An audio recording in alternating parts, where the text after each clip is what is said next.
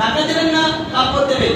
আজ আমাদের মা ও বোনেদের, ভাই ও বাবাজি যিনারা মুরব্বী রয়েছে, আর তিনারা কি বলেন, মুরব্বীগণ বলেন যে যাকাত 10 ঘন্টা কাপড় দিব যাকাত হয়ে যাবে। 10 ঘন্টা কাপড় দিলে যাকাত হবে না, 10 ঘন্টা 20 ঘন্টা লুঙ্গি দিলে আপনার যাকাত হবে না। কি আপনি লুঙ্গি দেওয়ার কথা বলেননি, কাপড় দেওয়ার কথা বলেননি, আপনাকে বলেছে আপনার সম্পদ থেকে টাকার অঙ্ক বের করতে।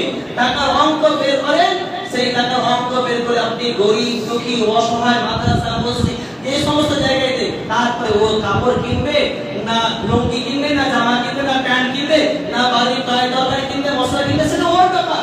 আপনাকে অতটা ভাবার বিষয় আপনাকে দেয়নি। আপনাকে যতটা বলেছে সেটা হলো যে আপনি আড়াই পার্সেন্ট বের করবেন, আড়াই পার্সেন্ট আপনি কাপড় বের করবেন। কাপড়ে আড়াই পার্সেন্ট কিভাবে বের করবেন?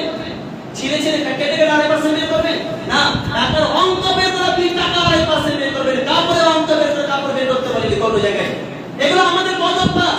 আমার কিংবা আপনার বাবা, আমার কিংবা আপনার ভাই, আমার কিংবা আপনার মা এই সমস্ত কাজগুলো করে থাকে। এগুলো যাকাত হবে না।